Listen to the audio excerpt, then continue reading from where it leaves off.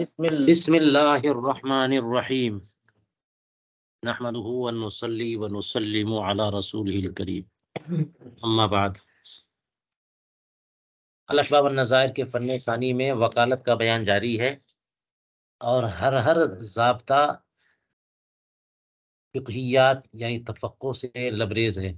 الاشباح والنظائر کتاب کا مقصد ہی یہی ہے کہ ضوابط کو اچھی طرح سمجھ لیا جائے اور فروع کو ان پر منطبق کیا جائے اور استثناءات کو سمجھا جائے کہ استثناء کیسے ہیں اور پھر ان کی مثالوں کو بھی منطبق کیا جائے تاکہ ہر مسئلے میں آدمی کو درک حاصل ہو کہ اس میں کس بات کی علت یا سبب کیا ہے اور اس کی توجیہ کیا ہے۔ اس کتاب کا بہت بڑا فائدہ آپ لوگوں کا یہ ہونا چاہیے کہ مزاج میں فقہی بصیرت اور تفقہ شامل ہو جائے، ورنہ پھر فائدہ نہیں ہے۔ میں نے بتایا آپ کو کہ بہت سارے جزیات، زیادہ تر جزیات سے آپ مسئلہ نہیں لکھ سکتے جی، الاشباح والنظائر کے مسائل سے تو پلٹ کے پوچھنا چاہیے نا کہ پھر فائدہ کیا ہے۔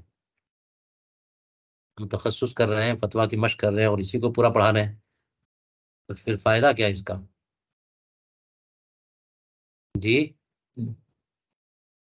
اتنی محنت، اتنا ٹائم اس پہ لگنا، پورا سال گزر گیا اور آپ کے مزاج میں اور طبیعت میں انقلاب نہ آیا تو کچھ حاصل نہیں ہے۔ اس سے بہتر تو بہار شریعت مطالعہ کیے ہوتے تو بیٹھے بیٹھے جو ہے کتنے جزیات کی مہارت ہو جاتی۔ اتنے بڑے بڑے لوگ موجود ہیں، ناخواندہ یعنی غیر عالم لوگ آپ کو مل جائیں گے جو بہار شریعت کے مسائل پر حاوی ہیں، آپ بات نہیں کر سکتے ان سے۔ نئی بات، جزیات کی مہارت جو ہے کہ ایک الگ باب ہے، اور ہدایہ، فتح القدیر، شامی اور یہ سب کتابیں پڑھنے کا مقصد کچھ اور ہے، اور یہی فارق ہے جب مصنف نے خود کہہ دیا کہ اس کتاب کے ذریعے جو ہے بندہ درجہ اجتہاد تک پہنچ سکتا ہے۔ مقدمہ دیکھو جی، تو اگر غور نہ کیا اور ریوائز نہ کیا، تکرار نہ کیا، سمجھنے کی کوشش نہیں کی، پوچھا نہیں، تو پھر فائدہ نہیں ہے اتنی محنت کا۔ میں اس پر متوجہ کر رہا ہوں آپ لوگوں کو کہ توجہ کریں، آپ کا بہت قیمتی وقت ہے، کوشش کریں۔ میں اسی بات کی محنت بھی کرتا ہوں کہ ایک ایک چیز کا تجزیہ کروں، اور جہاں مجھے خود سمجھ میں نہ آئے وہ بھی میں رکھ دوں آپ کے سامنے، دودھ کا دودھ، پانی کا پانی ہو جائے۔ کہاں سمجھ آ رہی ہے؟ تو اچھی طرح کسی کتاب کا مقصد جو ہے اچھی طرح سمجھ لینا چاہیے کہ مقصد کیا ہے اور اس کا حاصل کیا ہے۔ صحیح ہے؟ چلو بسم اللہ کرو۔ کہتے ہیں بسم اللہ الرحمن الرحیم، الوکیل بالشراء اذا دفع الثمن من ماله فانه يرجع على موکلہ به۔ وکیل بالشراء اگر اپنے مال سے پیسہ دے دے، سمن دے دے، تو موکل پر رجوع کر سکتا ہے۔ بہت آسان سی بات ہے، دنیا جانتی ہے کہ موکل نے وکیل کو کہا فلاں چیز خرید کے لاؤ، تو پیسے بھی دیتے ہیں، لیکن کبھی کبھی ایسا ہوتا ہے کہ کہہ دیا کہ خرید لینا، پیسے لے لینا بعد میں، اور ایسا بھی ہوتا ہے کہ پیسے دے بھی دیے تب بھی آدمی جو ہے وہ یہ کھلے پیسے نہیں ہے، اپنا دے دیا یا پیسے کہیں اور رکھ دیے، بھول کے چلے آئے۔ تو بھی ایسا ہوتا ہے کہ سمن اپنی طرف سے ادا کر دیتا ہے بندہ۔ وکیل جو ہے اس بات کا وکیل ہے، جس چیز کے خریدنے کا وکیل ہے، اس کا پیسہ اگرچہ دے دیا موکل نے، لیکن موکل کا پیسہ استعمال نہیں کیا بلکہ اپنا پیسہ استعمال کر کے وہ چیز خرید لایا، تو موکل سے لے گا کہ نہیں لے گا؟ لے گا۔ فَإِنَّهُ يَرْجِعُ عَلَى مُوَكِّلِهِ بِهِ، جس چیز کا اس کے موکل نے جس چیز کا وکیل بنایا ہے، اس موکل پر رجوع کرے گا۔ آسان بات ہے نا؟ اب اللہ سے دیکھو آسان نہیں ہے، جہاں ضابطہ آسان ہوگا وہاں استثناء مشکل، جہاں وہ مشکل یہ آسان ہوگا کہ نہیں ہوگا. الا فيما اذا ادعى الدفع وصدقه الموكل وكذبه البائع، مگر وہ صورت کہ وکیل نے سمن کے دینے کا دعویٰ کیا کہ میں تو دے چکا ہوں. وکیل نے سامان خریدا موکل کے لیے، بائع نے جب مطالبہ کیا تو وکیل کیا بول رہا ہے میں دے چکا ہوں، اور موکل اس کی تصدیق بھی کر رہا ہے، لیکن بائع نہیں تصدیق کر رہا، وہ تکذیب کر رہا ہے.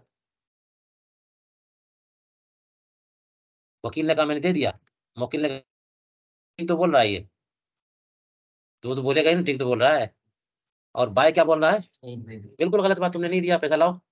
تو حقوق تو راجع ہیں کس کی طرف؟ وکیل کی طرف نا. سمن کا مطالبہ کس سے ہوگا؟ نہ کہ جب یہ وکیل خود کہہ رہا میں نے دے دیا، موکل تصدیق کر رہا ہے، تو ان دونوں کی ڈیل تو ختم ہو گئی نا. اس نے کہا دے دیا، اس نے کہا دے، ٹھیک تھا، تو ان دونوں کا معاملہ ختم. اب معاملہ ہو گیا کس کا باقی؟ بائع اور وکیل کا. تو بائع نے کہا دیا تم نے، اور اس نے کہا دیا، تو اس نے کہا نہیں دیا. تو چاہے موکل کتنی ہی تصدیق کیوں نہ کرے، حقوق تو راجع اس کی طرف ہیں. ان دو کا معاملہ ختم ہو گیا، ان دونوں کا معاملہ باقی ہے، تو دینا تو پڑے گا اسی کو. کس کو؟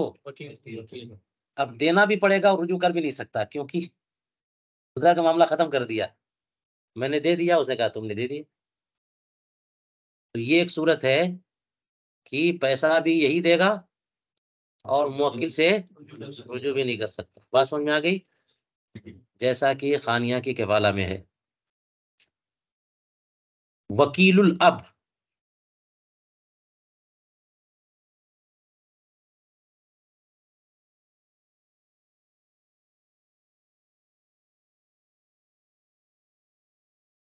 فی مال ابنہ کل اب، باپ کا وکیل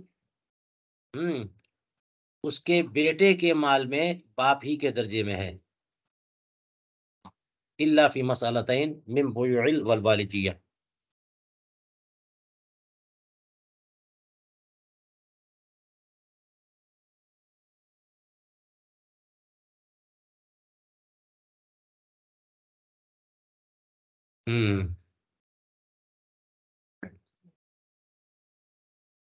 لیکن میں نے کہا تھا اس سے کہ انورٹر سے جوڑ دینا. دیکھو تو چل رہا ہے.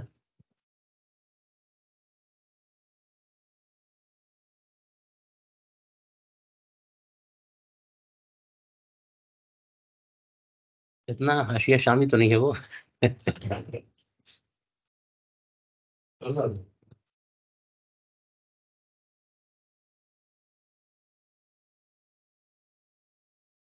باپ کا وکیل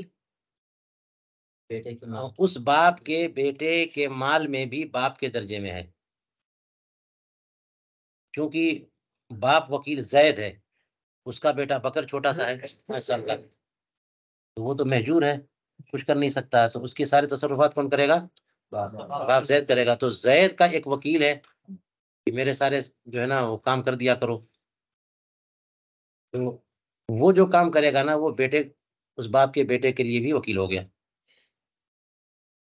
وہی کہہ رہے ہیں کہ باپ کا وکیل اس کے بیٹے کے مال میں بھی باپ کی طرح ہے. تو وکیل تو نہیں ہے لیکن وکیل کی طرح ہے، یا باپ کی طرح کہہ لو نا، وکیل کی طرح نہیں بلکہ باپ کی طرح. باپ کی طرح ہونے کا مطلب یہی ہوا کہ جیسے باپ کے تصرفات نافذ ہیں ویسے وکیل کے تصرفات نافذ ہیں. یہ چیز تو ہونی چاہیے.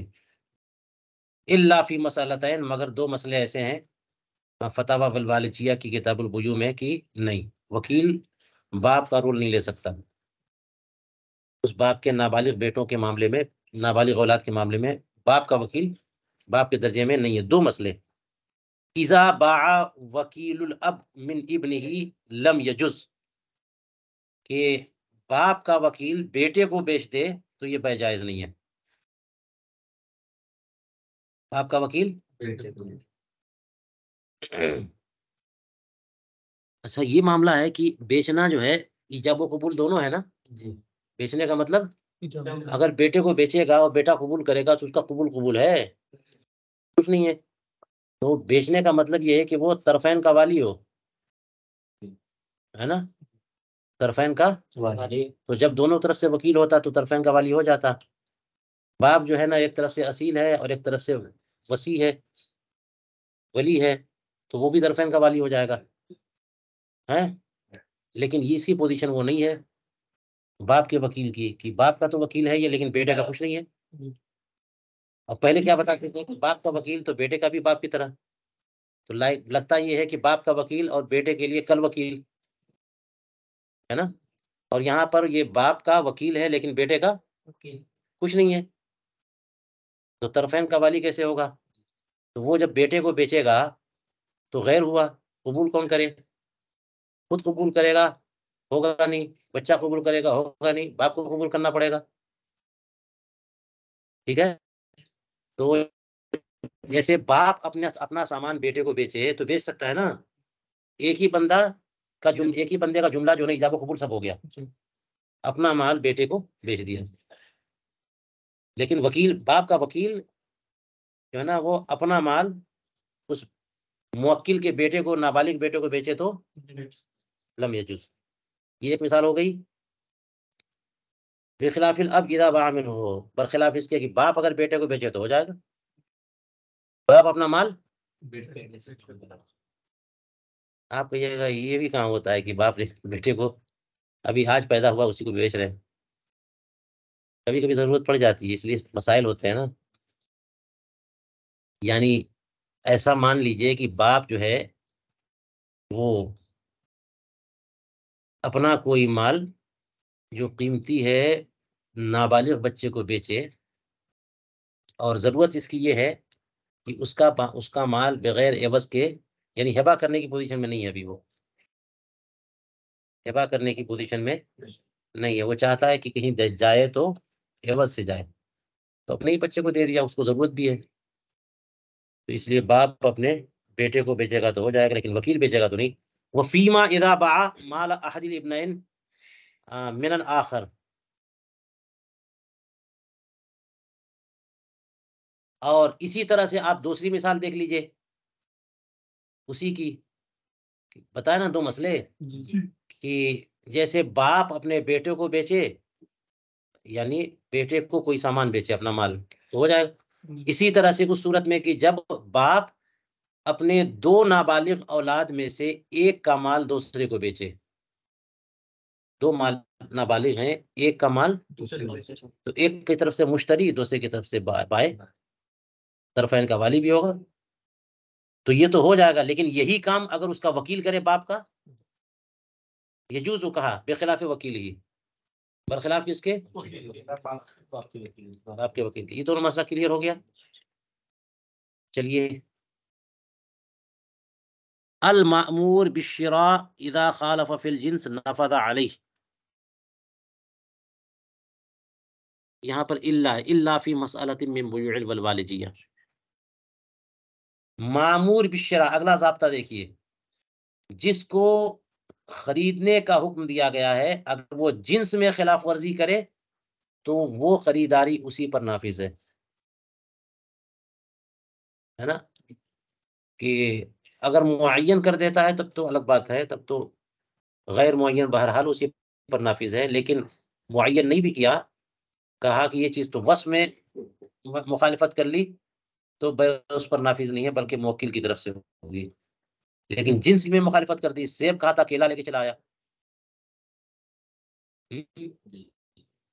ٹوپی کہا تھا کتاب لے کے چلا آیا، تو جو خریدے گا ہاں اسی کا ہے، نفذ علی، تو وکیل موکل کی مخالفت نہیں کر سکتا، ٹھیک ہے، اگر جنس میں مخالفت ہو گئی تو اسی پر نافذ ہے، الا فی مسألۃ من بیوع الوالدیہ، مگر فتاوی والوالدیہ کی کتاب البیوع میں ایک مسئلہ ہے، وہ یہ ہے کہ جنس میں مخالفت کے باوجود بھی بے موکل پر ہی، دیکھ لیجئے کون سا مسئلہ ہے، یہ ہے الاسیر المسلم فی دار الحرب اذا امر انسانا بان یشتری ب1000 درہم فخالف فی الجنس فانه یرجع علیہ بال1000،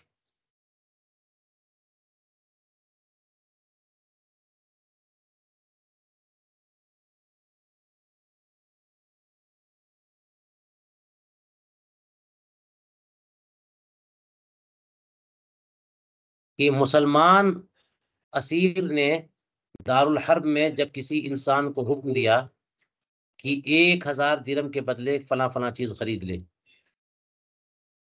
تو اس شخص نے کیا کیا؟ جنس میں مخالفت کی، تو وہ اس پر رجوع کرے گا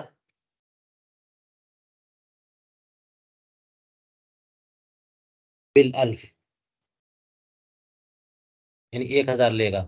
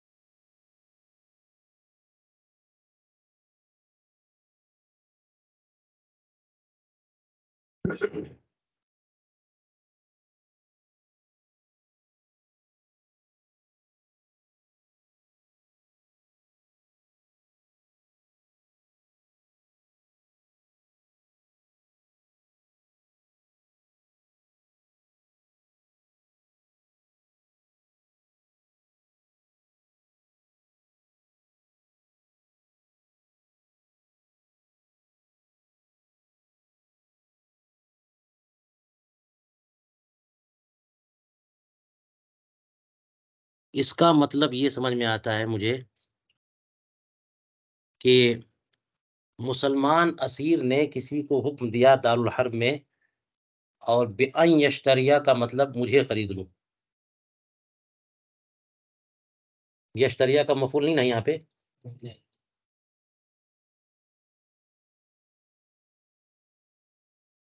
تو کیا مطلب کہ مجھے خرید لو کتنے میں؟ 1000 درہم میں۔ فخالف فی الجنس، تو اس نے جنس میں مخالفت کی، یعنی اس کا مطلب 100 درہم میں خرید، 100 دینار میں خریدا۔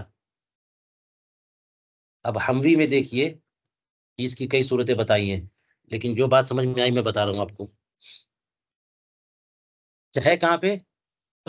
دارالحرب میں، اور ہے قیدی ہے۔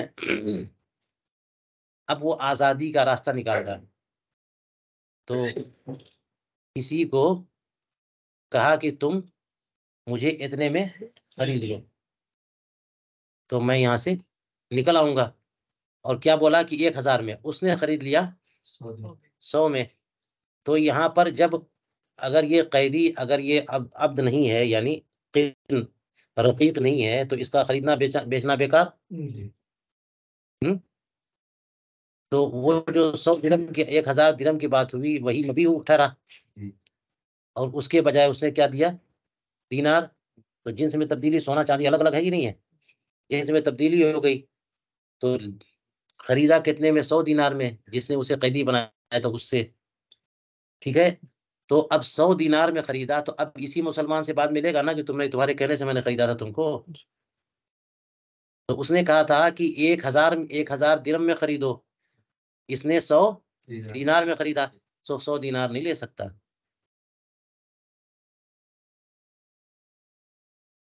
وہی 1000 لے گا۔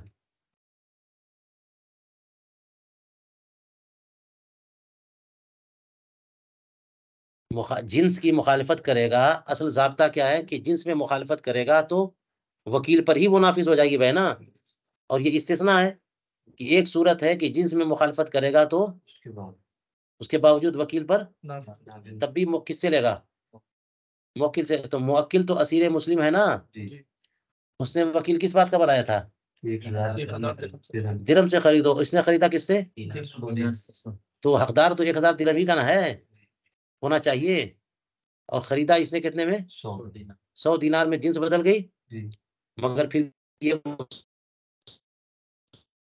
کے اوپر نافذ نہیں ہے. جنس میں مخالف ہونے کے باوجود جو ہے یہ خود وکیل پر نافذ نہیں بلکہ موکل سے رجوع کرے گا. وہی تو بتا رہے ہیں فَإِنَّهُ يَرْجَعُ عَلَيْهِ بِالْأَلْفِ. 100 میں خریدا اس نے لیکن الف لے گا وہ. اگر جنس ہی بدل گئی, کہا تھا 1000 درہم میں لینا اور اس نے خریدا 100 دینار میں, تو 100 درہم نہیں بلکہ 1000 درہم اس سے لے گا. بات کلیئر ہو رہی کہ نہیں ہو رہی ہے؟ اور وجہ یہ بتائی کہ یہاں پر اصل میں بات یہی ہے, اس کو اصل مت سمجھیے, ایک مثال ہے یہ. اصل بات وہی ہے کہ جب کوئی جنس میں مخالفت کرتا ہے تو اس سے بڑی مخالفت ہے کیا؟ موکل کی مخالفت وکیل کرے اور جنس میں کر دے, کچھ اور کہا کچھ اور لا رہا ہے, اس سے بڑی مخالفت کیا ہو سکتی ہے؟ پھر بھی وہ موکل پر جائے گا؟ نہیں, کبھی نہیں جائے گا موکل پہ, وکیل ذمہ دار ہے.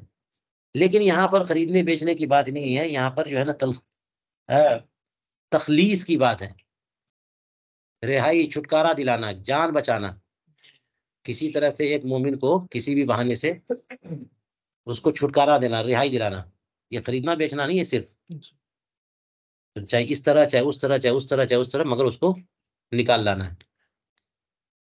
اس لیے کہتے ہیں فَإِنَّهُ يَرْجَعُ عَلَيْهِ بِالْأَلْفِ. اب آگے چلیے. الوکیل اذا سمى له المؤکل الثمن فاشترى باکثر نفذ على الوکیل.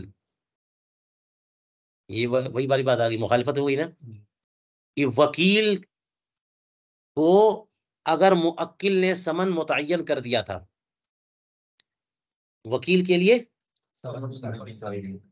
کس نے, ہاں یہ بتا دیا کہ اتنے میں لینا, اور اس نے کتنے میں لیا, تو اب وہ نافذ کس پر؟ وکیل پر ہے, وہی ذمہ دار ہے. الا الوکیل بشراء الاسیر, مگر وہ وکیل جو اسیر کے خریداری کا وکیل ہو, تو وہ اگر اس رقم سے زائد میں اسیر کو خریدے جتنی رقم کا اس کو وکیل بنایا گیا تھا, تو بھی لزم عامر المسمى ہے, عامر کو مسمى لازم آئے گا.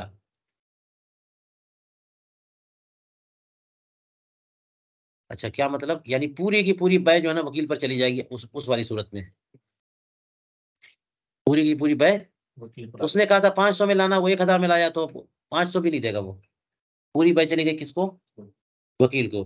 اور یہاں کہا کہ اس غلام کو خرید لاؤ, اس اسیر کو خرید لاؤ 500 میں, اور یہ گیا خرید لایا 1000 میں, تو 500 لے گا. 500 کا متبرع مانا جائے گا, 500 اس سے لے گا. تو کہتے ہیں لازم العامر المسمى, مسمى لازم آئے گا کس کو؟ کما فی الواقعات. یہ بات ہو گئی.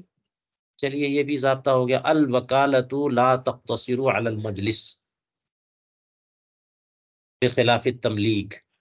وکالت مجلس تک محدود نہیں ہوتی بخلاف تملیک کے, کہ وہ مجلس تک محدود ہوتی ہے. وکالت جو ہے نا عام ہے نا, کسی کو وکیل بنا دیا تو پھر وہ ہمیشہ کے لیے وکیل ہے, یا اتنے کام جب تک کام نہ ہو جائے اس کا وکیل ہے.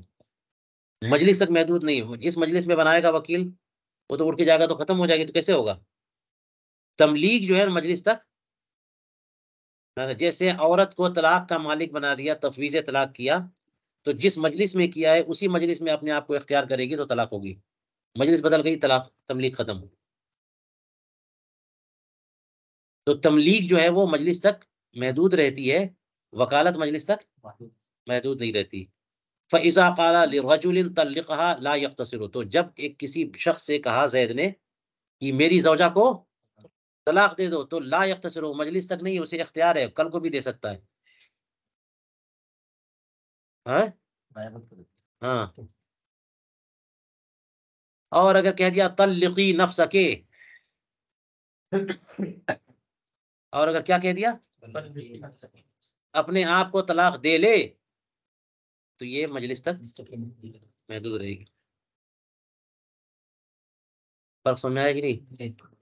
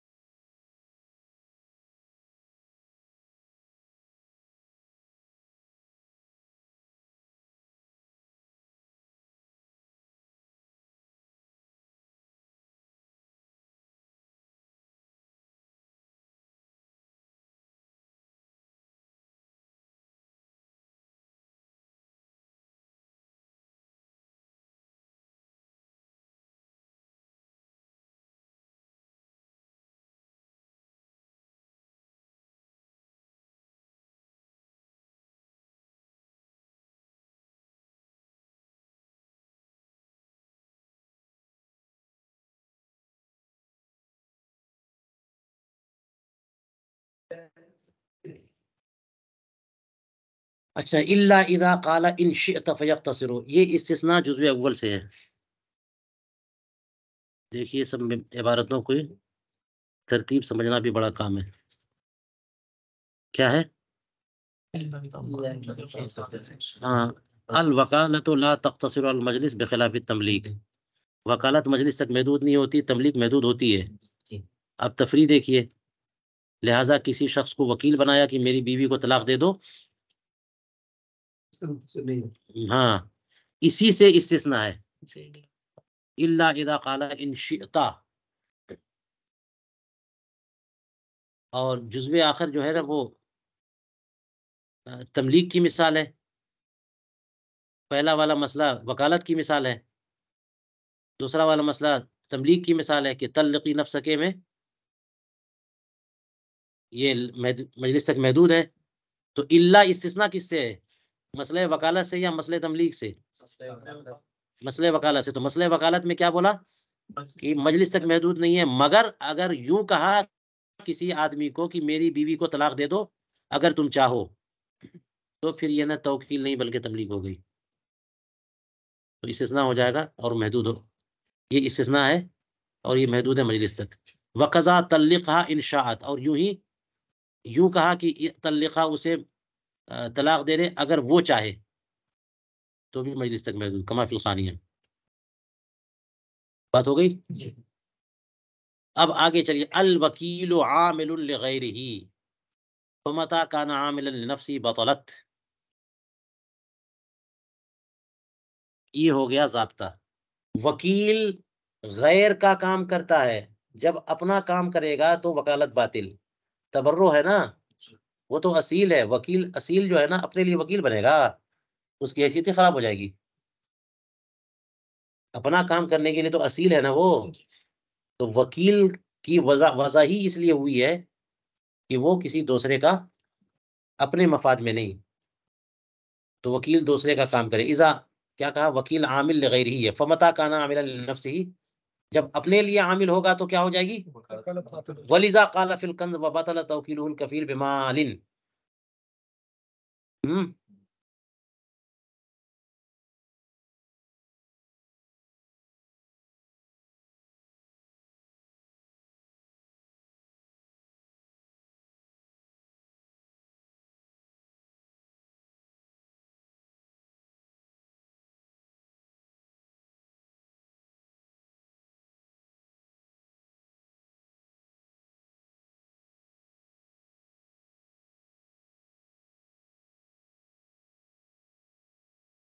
اب یہاں پر بہت زیادہ عبارت کو مختصر کر دیا انہوں نے.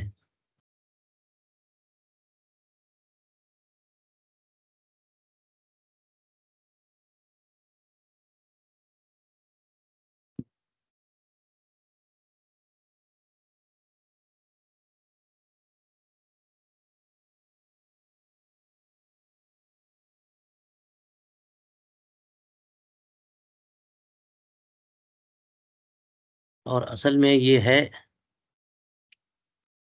ابرا کا وکیل بنانا. کہاں گیا؟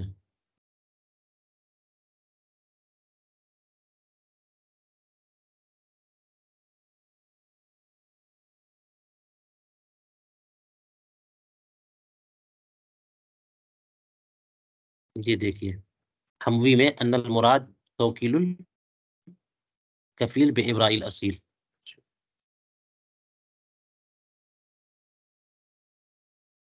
یہ ہے. تو حموی کے بغیر بہت مقامات پہ کام چلتا نہیں ہے،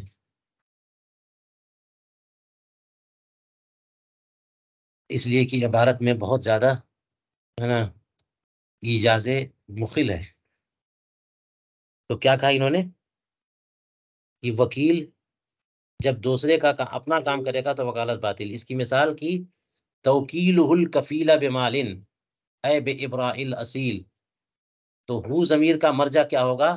مکفول لہو. اب سب تو خود ہی کرنا پڑتا ہے. ضمیر کا مرجع نکالو، سب سے کرو تو کرے گا. توکیلہ میں ہو کا مرجع کون ہے؟ جس کا یہاں پہ دور دور تک نشان نہیں ہے. اور یہ بھی نہیں کہا انہوں نے کہ کفیل بالمال کو کس بات کا وکیل بنانا. تو علامہ حموی نے کہہ دیا ابراء الاصیل کا وکیل بنانا. تو اب یہ ہے کہ مکفول لہو نے کہا کہ جاؤ جاؤ جاؤ جاؤ چھوڑو، تم اصیل کو معاف کر دو میری طرف سے. اصیل جو ہے جس نے قرض لیا تھا، تو مکفول جس نے دیا تھا قرض، اس نے کہا گارنٹر چاہیے. تو یہ زید جو ہے نا کفیل بالمال بن گیا. تو مطالبہ کفیل سے ہوگا نا. مطالبہ کس سے ہوگا؟ وہ نہیں دے رہا ہے تو کفیل سے ہوگا. تو وہی مطالبہ کرے گا جس نے قرض دیا تھا، یا جس نے کوئی سامان بیچا جس کا دین آتا ہو اصیل پہ. تو اسی سے مطالبہ ہو رہا ہے، اسی کی جان پھنسی ہے بیچ میں. تو اس نے کیا کہا کہ جاؤ تم میری طرف سے اصیل کو کیا کر دو، معاف کر دو، میں نے سارا قرض معاف کر دیا. تو اب یہ جو کام کرے گا نا، وہ اس کا اپنے لیے کام کرنا مانا جائے گا، کیونکہ ابراء الاصیل ابراء الکفیل. اصیل جب بری ہو گیا تو کفیل تو آٹومیٹک بری ہو جائے گا نا. اسی سے مطالبہ ساقط ہو گیا تو جناب ٹھیک ہے، مزے ہیں، کفیل بھی فارغ ہو گیا. تو جب مکفول لہو نے کفیل بالمال کو وکیل بنایا کہ اصیل کو بری کر دو، تو یہ جب بری کرے گا نا، تو یہ اس کے لیے کام نہیں کر رہا ہے، نہ مکفول لہو کے لیے کام کر رہا ہے، بلکہ اپنے لیے کام کر رہا ہے. کیونکہ اس کی جان بیچ میں پھنسی ہوئی ہے. وہ کہے گا سبحان اللہ ماشاء اللہ بہت اچھے آدمی ہو آپ، جلدی سے کرتا ہوں میں، کیونکہ اس سے تو میرا فائدہ ہے. تو یہ عامل لنفسه ہی ہو جائے گا. ٹھیک ہے. اور جب وکیل عامل لنفس ہو جائے گا تو اس کی وکالت باطل ہو جائے گی. بتائیے یہ مسئلے کی صحیح توجیہ ہے کہ نہیں ہے؟ توکیلہ الکفیل بمال یہ نہیں چلے گا، لیکن ایک صورت الا فی مسئلہ کہا نا، وہ کیا؟ اذا وکل المدیون بابراء نفسه فانه صحیح. کہ اب یہ وکلا کا فاعل کون ہے؟ ظاہر مدیون ہے، تو اس کا مقابل دائن ہوگا. دائن نے مدیون کو وکیل بنایا کہ تم اپنے آپ کو فارغ کر لو، تم اپنے آپ کو جو ہے نا بری کر لو. فإنه صحیح، تو یہ صحیح ہے. ٹھیک ہے. یہ ایک استثناء ہے کہ دائن نے مدیون کو ابرائے نفس کا وکیل بنایا. اب آپ اس طرح کے مسائل میں بہت سارے مقامات پہ بول سکتے ہیں کہ کیا مطلب ہے، ادھر سے کان ادھر سے پکڑو، نہیں ادھر سے گھما کے کیوں پکڑتے ہو؟ ناک پکڑنا ہے سامنے ہے. تو دائن وکیل مدیون کو ابرائے نفس کا وکیل بنا رہا ہے، تو کیوں وکیل بنا رہا ہے؟ خود کر دے نا. یہ سب سوالات نہیں آتے کبھی زندگی میں. اب غور کرو گے سوالات آئیں گے کہ کیا بات چل رہی ہے. دائن نے مدیون کو کیا بنایا؟ وکیل بنایا. کس بات کا؟ ابرائے نفس کا. تو اس کی کب باری آئے گی کہ وہ دائن مدیون کو وکیل بنائے گا کس بات کا؟ کہ تم اپنے آپ کو بری کر لو. تو پھر کوئی صورت سمجھو، نکالو. کبھی کبھی ایسا ہو سکتا ہے کہ وہ اصل میں بری نہیں کرنا چاہ رہا ہے، اسے قرض چاہیے، لیکن ایسے حالات میں کہ ایسے حالات ہو جائیں تو تب میں بری کر سکتا ہوں. لیکن اس وقت میں ایسی پوزیشن میں رہا کہ میں نہ کر سکا، یا دور رہا، یا غائب رہا ہے، یا محجور ہو گیا، یا مجنون ہو گیا، تو میں تمہیں وکیل بناتا ہوں کہ ان حالات میں تم اپنے آپ کو بری کر لینا. کچھ سمجھ میں آ رہی بات کی نہیں آ رہی ہے؟ تو یہ صورت ہو سکتی ہے کہ دائن مدیون کو وکیل بنائے کہ خود کو بری کر لے. صحیح ہے. وَلِذَا لَا يَتَقَيَّدُ بِالْمَجْلِسِ، اسی وجہ سے حضور مجلس. کتاب نظر نہیں آ رہی. کیوں نظر نہیں آ رہی آپ کو؟ کب سے نظر نہیں آ رہی ہے؟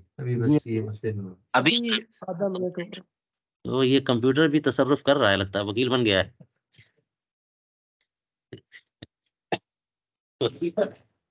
بن گیا یہ. آپ نے بنایا نہیں جائے گا.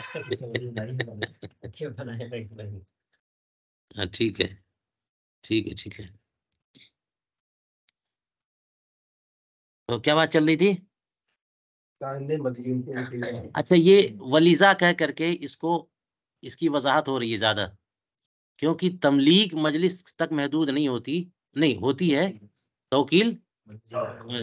تو یہ توکیل جو ہے نا مجلس تک محدود نہیں ہے. اس سے سمجھ میں آیا کہ تملیغ نہیں ہے، یہ توکیل ہے.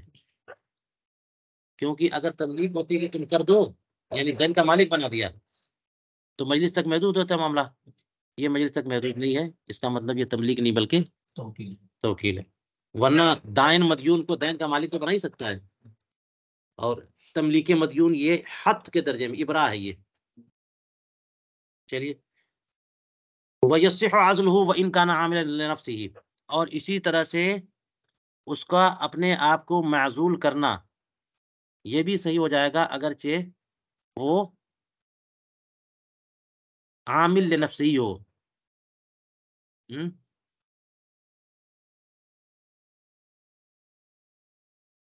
یعنی وکیل جو ہے اپنے آپ کو کیا معزول کر سکتا ہے؟ تو آپ نے تو پڑھ لیا اوپر، وکیل اپنے آپ کو معزول کر سکتا ہے. اس میں صورتیں ہیں کہ موکل کو بتا دے، یا بتانے کے بعد معزول ہوگا، یا پہلے معزول ہو جائے گا، یا جب کرے گا ہو جائے گا. بہت ساری صورتیں. تو کچھ ایسی صورت ہو کہ اگر وکیل اپنے آپ کو معزول کرے، اور زیادہ تر صورتیں یہی ہیں کہ وہ عامل لنفسی ہے، کیونکہ یہ تبرع ہے نا وکالت. توکیل کیا ہے؟ تبرع ہے. تو اتنی محنت کرنی پڑ رہی ہے، جاؤ خرید کے لاؤ، سب جھنجٹ اپنے اوپر، سارے حقوق ہماری طرف راجے ہیں. عیب نکلے گا تو مجھ سے پوچھے گا، سمن لینا مجھے کو ہے، مبی مجھے کو دینا ہے، فائدہ کچھ نہیں. سارے موکل صاحب بیٹھے ہوئے وہاں پہ، سب انہیں کا فائدہ ہے، ہمیں کو جھنجٹ میں پڑنا پڑ رہا ہے. سب کے سب حقوق راجے ہیں کہ نہیں اس طرف؟ تو اپنے کو معزول کرے گا تو سارا کا سارا فائدہ اسی کا تو ہے. سب جھنجٹ سے فارغ ہوا، ابھی کرتا ہوں موضوع. تو وکیل اپنے آپ کو معزول کرے یہ صحیح ہے، اگرچہ وہ معزول کرنا اس کا اپنا کام ہے. ٹھیک ہے. بخلاف ما اذا وکلہ بقبض الدین من نفسی، برخلاف اس کے کہ جب اسے وکیل بنائے دین کے قبضے کا اپنے آپ سے ہی، یا اپنے غلام سے، اس کے غلام سے. تو یہاں پر جو ہے نا یہ توکیل صحیح نہیں ہے. زید نے بکر کو قرض دیا، یا کچھ سامان بیچا جس کا ثمن اس پر دین ہے. تو اب زید موکل ہوا بکر کا، بکر کو وکیل بنا رہا ہے کہ جو تم پر دین ہے میری طرف سے تم وکیل ہو قبضے ثمن کا یا قبضے دین کے، تم قبضہ کر لو.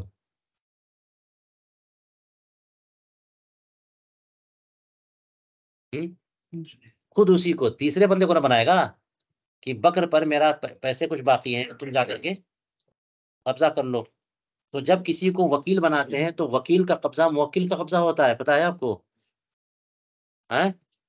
جو مسئلہ ہے نا کہ آپ جب تک کہ بیع ما لم یقبض، جب تک قبضہ نہ ہو بیچ نہیں سکتے. تو وکیل کو کہہ دیا قبضہ کر لو، تو اپنا قبضہ ہو گیا، بیچ سکتے ہیں.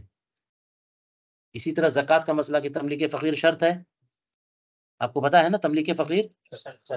تو کسی پر دین ہے اور وہ جو ہے نا اس پر دین ہے، اور وہ پیسہ لے لیا ہم نے اور پھر فقیر کو دیا، تب جا کے زکوٰۃ ادا ہوگی نا. لیکن فقیر کو ہم نے کہہ دیا کہ تم جا کر کے دین لے لو، اور یہاں زکوٰۃ کی نیت کی ہم نے. تو جیسی فقیر جو ہے نا قبضہ کرے گا وہ وکیل کا قبضہ ہوگا، اور وکیل کا قبضہ موکل کا قبضہ ہے. جیسی بولے گا زکوٰۃ ادا ہو جائے گی. ٹھیک ہے. تو اب یہ ہے کہ برخلاف اس کے کہ یہاں پر اگر قبضے دین من نفس ہی،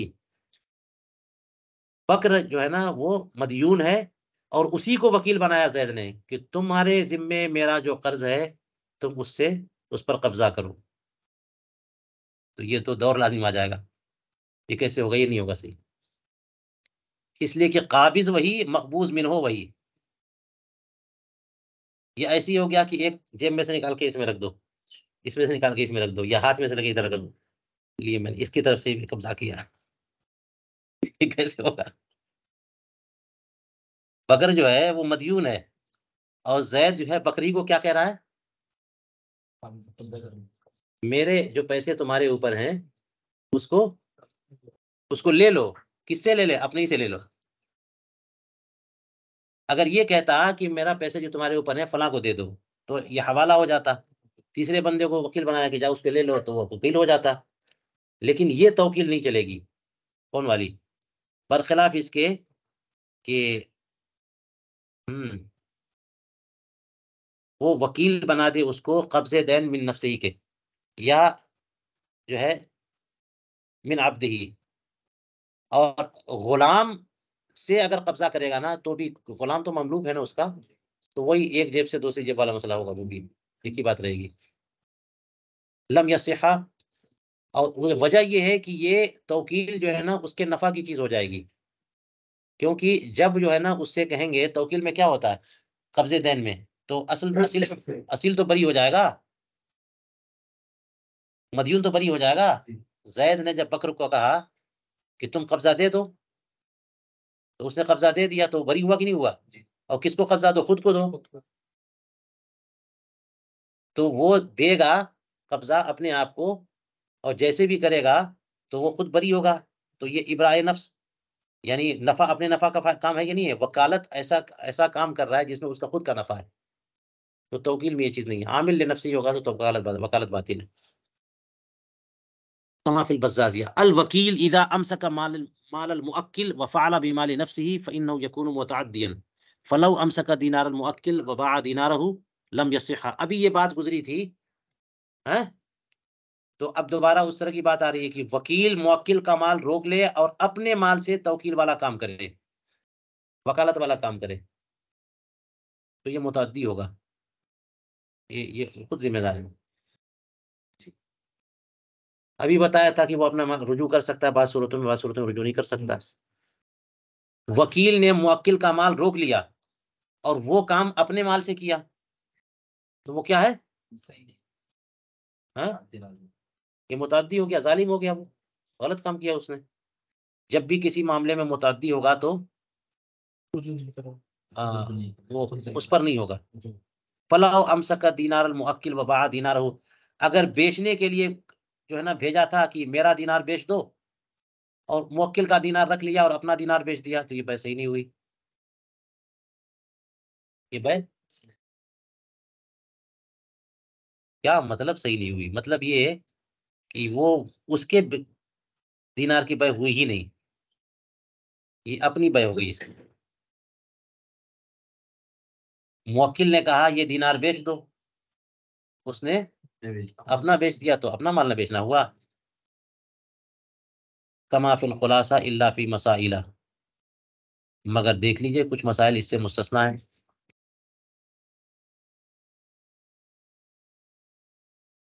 مگر ایک بات ذہن میں رکھیے گا یہاں پہ، جو ذہن میں رکھنے کی ہے کہ بیچنا اور خریدنا دونوں میں فرق ہے.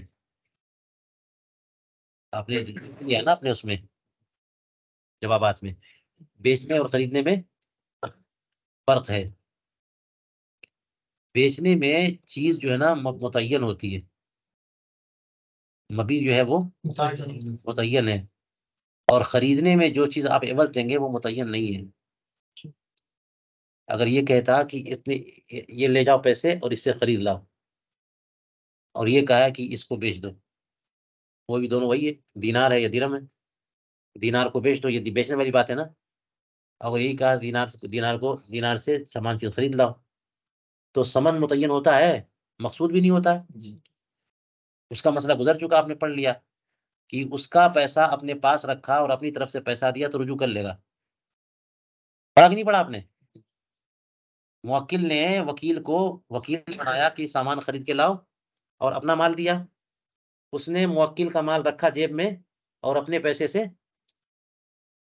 سامان خریدا، تو یہ پیسہ پائے گا کہ نہیں؟ پائے گا.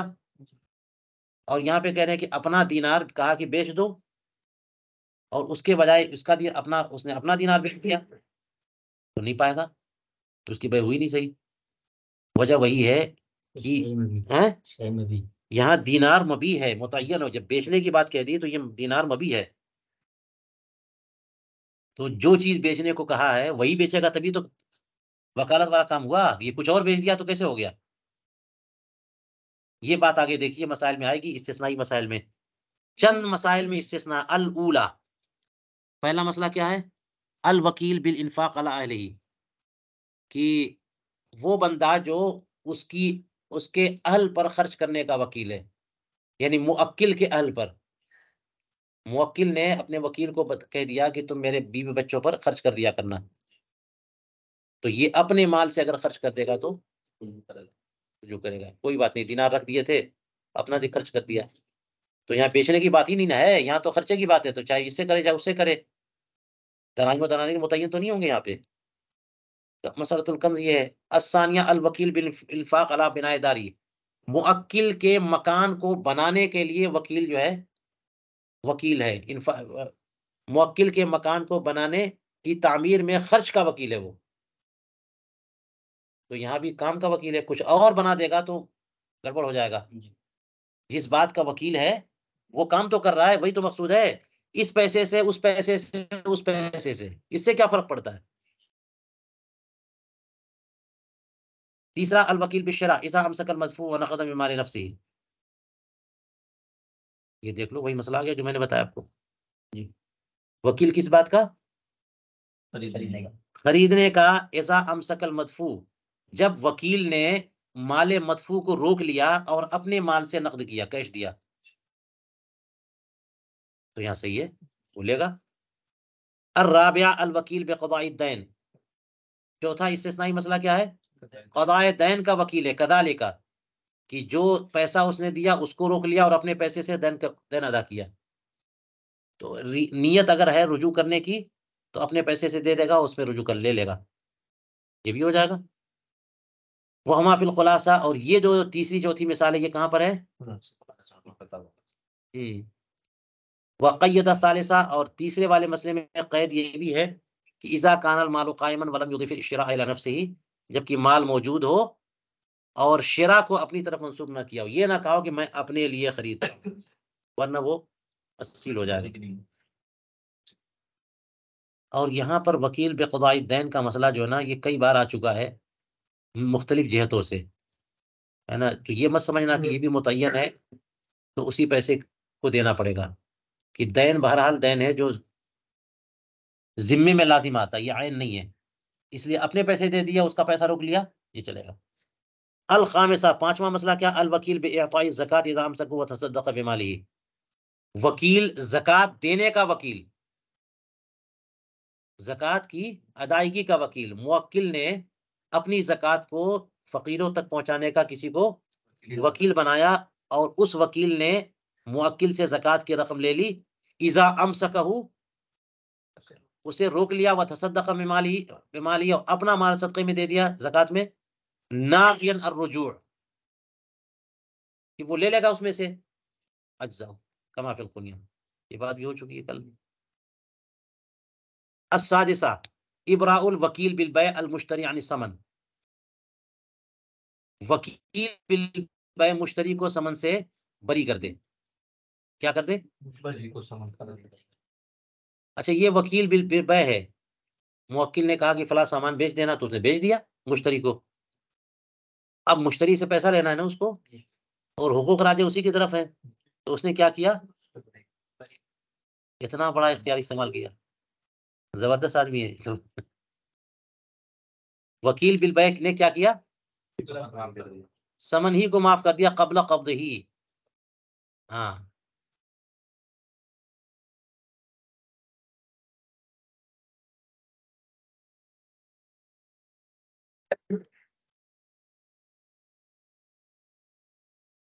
اور ظاہر یہی ہے کہ قبض ہی میں ہی ضمیر کا مرجع جو ہے نا ثمن ہے،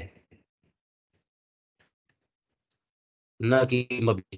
مبی بھی کر سکتے ہیں لیکن اس میں مشکل ہوگی، کیونکہ ثمن پر جب قبضہ ہو گیا، ثمن پر قبضہ ہو گیا، اس کا کس کا؟ وکیل کا. تو وکیل کا قبضہ موکل کا قبضہ ہے، تو اب دے گا تو یہ تبرع ہو جائے گا موکل کی طرف سے، اس مالک ہی نہیں ہے وہ. لیکن ثمن پر قبضہ کرنے سے پہلے اس نے معاف کر دیا، تو اس کا ابراء. ہاں ہاں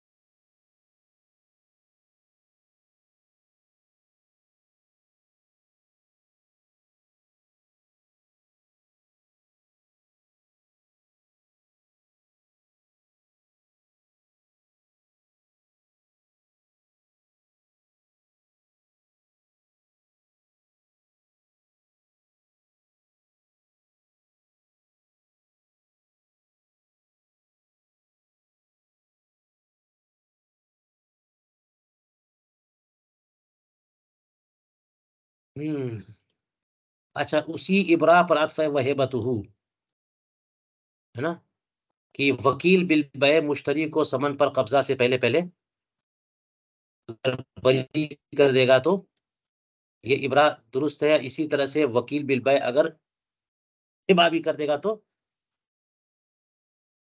یہ عند ابی حنیفہ رحمہ اللہ، اس کا مطلب یہاں پر اختلاف ہے.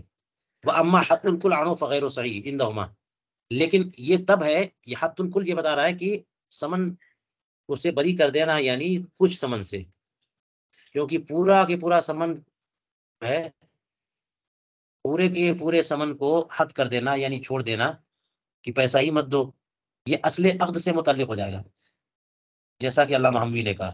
یہ نہیں صحیح ہے کہ اسی وکیل نے مشتری کو پورا سمن معاف کر دیا. اگر کچھ سمن معاف کرے تو اس کا مطلب یہ ہوگا کہ سمن میں کمی کر رہا ہے وہ. ہوگا 500 میں بیچا اور کہا کہ 100 میں نے معاف کیا.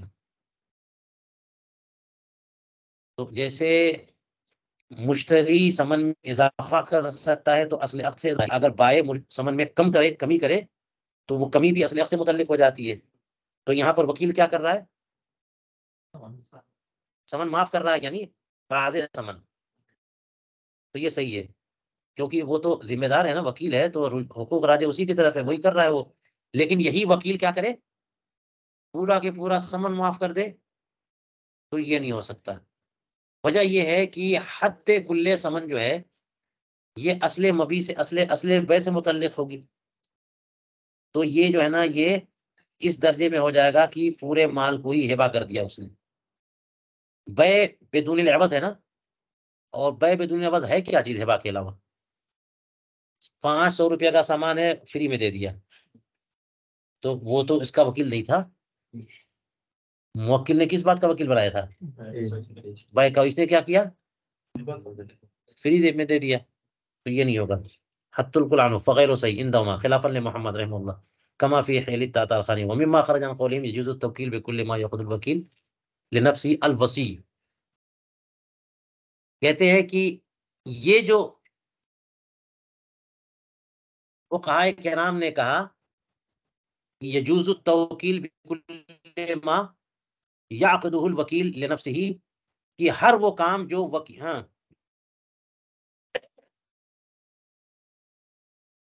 وکیل خود کے لیے کر سکتا ہے، اس کا کسی کو وکیل بھی بنا سکتا ہے. جو کام خود کے لیے نہیں کر سکتا وہ کسی کو وکیل بھی نہیں بنا سکتا ہے. بس جیسے چھوٹا بچہ خود کو نہیں کر سکتا تو کسی کو وکیل بھی نہیں بنا سکتا. تو جو وکیل وہ شخص کوئی کام خود سے اپنے لیے کر سکتا ہے اسی بات کا وکیل بھی بنا سکتا ہے.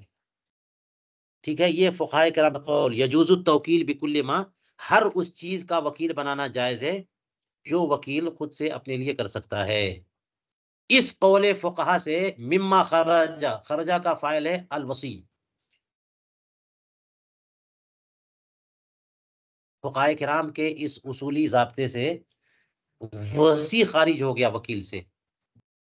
مما خرجہ الوصی، وصی کیا ہو گیا؟ فإن له ان يشتري مال اليتيم بنفسه والنفع ظاهر ولا يجوز ان يكون وكيلا في شراء الغير. اس لیے یتیم کا مال اپنے لیے خرید سکتا ہے لیکن کسی اور یہ خریدنے کا وکیل نہیں بن سکتا. وہ وصی ہے، وہ جس یتیم بچے کا وصی ہے اس کا مال اپنے لیے خریدنا چاہے تو خرید سکتا ہے، اپنے لیے کر سکتا ہے وہ، لیکن خود کسی اور کا وکیل اسی بچے کے مال کو خریدنے کے لیے ولا يجوز ان يكون وكيلا في شراء الغير، کے لیے خریدنے کا وکیل نہیں بن سکتا. بچے کے لیے بیچنا ہے تو بیچنے کا وکیل بن جائے گا، خریدنے کا وکیل نہیں بن سکتا.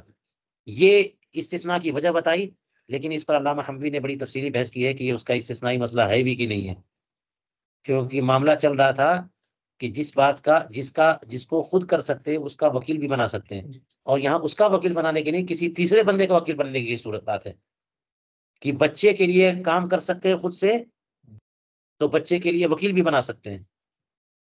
اور یہاں پہ یہ ہے کہ وکیل کی بات نہیں ہے بلکہ خود دوسرے کا وکیل بننا، کسی تیسرے کو وکیل بنانے کی بات، تیسرے کا وکیل بننا تو توکیل نہیں ہے بلکہ وکیل ہے یہاں پہ، اس لیے یہ مسئلہ خارج ہے بھی کہ نہیں ہے، یہ محل بحث. ٹھیک ہے.